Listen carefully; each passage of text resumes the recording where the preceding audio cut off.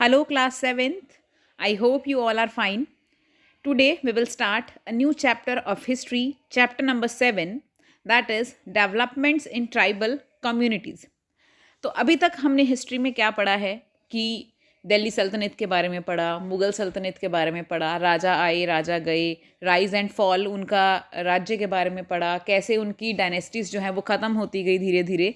तो इस चीज़ के बारे में हमने पढ़ा, लेकिन हमने क्या चीज़ मिस करी कि जो लोग रह रहे हैं, आम जनता जो जंगल में रह रही है, जो पहाड़ों पर रह रहे हैं, उन लोगों के बारे में हमने पढ़ा ही नहीं।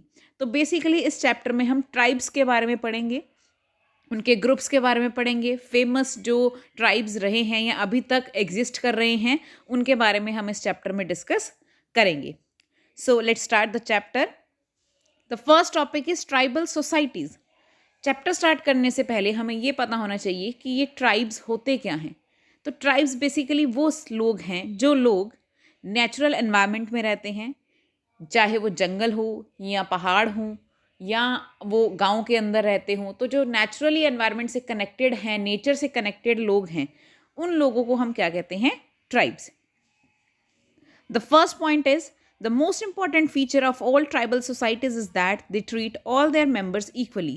तो ट्राइबल सोसाइटी, अब सोसाइटी का मतलब क्या होता है? जब एक ग्रुप ऑफ पीपल इकट्ठे हो जाते हैं, दैट इज़ अ सोसाइटी। वो क्या बना लेते हैं? सोसाइटी। तो ट्राइबल सोसाइटी का सबसे इम्पॉर्टेंट फीचर यानी कि मेन जो हाईलाइट है कि वो उनमें जो पाया जाता है सबसे ज़्यादा इम्पॉर्टेंट फीचर वो क्या है कि वो लोग अपनी सोसाइटी के हर एक मेंबर को कैसे ट्रीट करते हैं? बिल्कुल इक्वली, बराबरी से ट्रीट करते हैं। कोई भी उनके लिए छोटा या बड़ा नहीं है। या सिंपल लैंग्वेज में आप कह सकते हो कि ट्राइबल सोसाइटीज़ में कास्ट सिस्टम फॉलो नहीं किया जाता।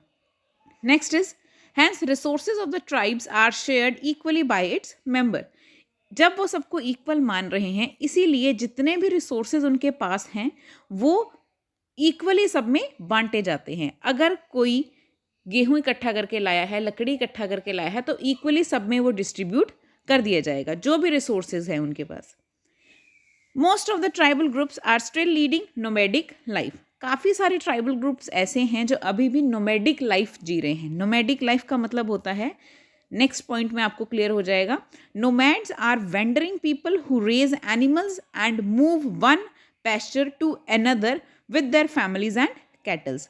तो नोमैड्स क्या होते हैं? जो लोग पशुपालन करते हैं, जिनके साथ कुछ जानवर रहते हैं, ठीक है, वो एक जगह से दूसरी जगह शिफ्ट करते रहते हैं, जिनकी कोई परमानेंट जगह नहीं है। वो अपने खाने की तलाश में या अपने रहने की तलाश में जब एक जगह से दूसरी जगह ट्रेवल करते हैं, that are known as nomads. उनको हम क्या बोलते हैं? Nomads. Ties of family relationship are strong among them because they believe that they share a common ancestors. उनके जो फैमिली रिलेशनशिप्स हैं, किनके फैमिली रिलेशन? ट्राइबल सोसाइटीज़ के जो फैमिली रिलेशन हैं वो बहुत स्ट्रॉन्ग होते हैं, बहुत मजबूत होते हैं। ऐसा इसलिए होता है क्योंकि वो ऐसा मानते हैं कि जो उनके एंसेस्टर्स हैं यानी कि जो बुज़ुर्ग हैं वो क्या हैं? सारे सेम हैं। वो एक ही एंसेस्टर से निकले हुए आगे उनके बच्चे हैं, उनकी जनरेशन है। नेक्स्ट टॉपिक है tribes in the medieval period. Tribes in the medieval period यानी कि आप जो 7th में हिस्ट्री पढ़ते हो वो सारी मिडीवियल हिस्ट्री पढ़ रहे हो। तो आपने अभी तक सब पढ़ा कि मिडीवियल पीरियड के टाइम पर कौन सा राजा ने कितने टाइम तक रूल किया, किसने क्या नए रूल्स लाए, क्या चेंजेस आए, ठीक है। तो वैसे ही हम पढ़ेंगे कि उस टाइम पर जो आम जनता थी, जो ट्राइब्स थे, उनका रहन सहन किस तरीके का था मिडीवियल पीरियड के टाइम पर, ठीक है। So let's start. Number 1, during the medieval period, more people took up agriculture and the land were made available for cultivation through clearing of forest. तो यहाँ पर ये क्या बता रहे हैं कि जब मिडीवल पीरियड का समय चल रहा था, उस टाइम पर जो ट्राइब्स हैं या फिर जो लोग हैं, आम जनता है, वो क्या करती थी? एग्रीकल्चर करती थी, खेती करती थी, ठीक है। और खेती के लिए लैंड वो कैसे क्रिएट करती थी? जंगलों को काट कर। जंगलों को काटा जाता था और वहाँ पर या फिर जलाया जाता था और उसके बाद उस एरिया को वहाँ पर कल्टीवेट किया जाता था। Hence, many communities who had been dependent of forest for their livelihood became farmers now. So, over a period of time, more tribal became settled peasant. इसीलिए आज आप जितने भी फार्मर्स देख रहे हो वो क्या हैं? सारे के सारे कभी ना कभी क्या थे? किस पे डिपेंडेंट थे?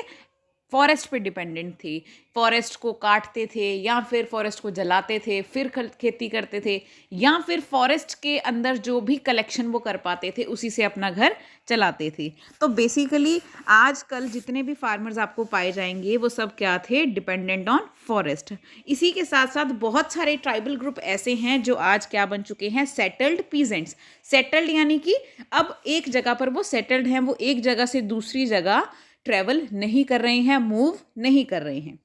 Next is a number of artisans and peddlers with tribal background also became part of the settled societies along with special skills for trades. अब इसी के बाद वो बात करते हैं उन लोगों की जो आर्टिसंस थे, यानी कि जिनके पास कोई कला थी, घड़े बनाते थे, पोट्री करते थे, ठीक है, और वो किस बैकग्राउंड से बिलोंग करते थे, ट्राइबल बैकग्राउंड से। वो भी आजकल क्या बन चुके हैं, सेटल्ड सोसाइटी का पार्ट बन चुके हैं। सेटल्ड सोसाइटी यानी कि जो एक जगह परमानेंट सेटल्ड है, ठीक है। आज आप देखते हो लोग पेंटिंग करते हैं, हैंडक्राफ्ट का काम कर रहे हैं, ये सब क्या है, नॉर्मल लोग थे जो आजकल क्या बन चुके हैं, सेटल्ड कम्युनिटी का पार्ट बन चुके हैं। Settled life made the tribal society more complex, leading to the formation of larger social and political units like states. अब जैसे ही लाइफ जो है वो सेटल्ड होने लगी ट्राइबल सोसाइटीज़ की, उसके कारण बहुत ज़्यादा कॉम्प्लेक्सिटी आई। कॉम्प्लेक्सिटी यानी कि वो सिंपल नहीं रहा, उसमें काफ़ी ज़्यादा क्या हो गया, मुश्किलें आने लग गई। मुश्किलें इसलिए आई क्योंकि जो जो लोग थे उन्होंने अपने अकॉर्डिंगली अपने कल्चर बना लिए, अपना रिलीजन बना लिया, अपना ही एक नया आप कह सकते हो रीति रिवाज बना लिए, जिसके कारण जो हमारा पूरा इंडिया है वो किस में डिवाइड हो गया, अलग अलग यूनिट्स में, जिनको आज आप किस फॉर्म में देखते हो, स्टेट्स की फॉर्म में। जैसे पंजाब अपने किसी अलग कल्चर के लिए फेमस है, हरियाणा अलग कल्चर के लिए फेमस है, साउथ में चेन्नई है, तमिलनाडु है, ये अलग कल्चर के लिए फेमस हैं। तो ये बेसिकली किस बारे में की इंफॉर्मेशन दे रखी है, मिडीवियल पीरियड के बारे में, कि उस समय पर ट्राइब्स की कंडीशन क्या थी, कैसे वो अपना लाइवलीहुड को चलाया करते थे। So we have completed this part of the video. Thank you so much. Next we will do in the next video.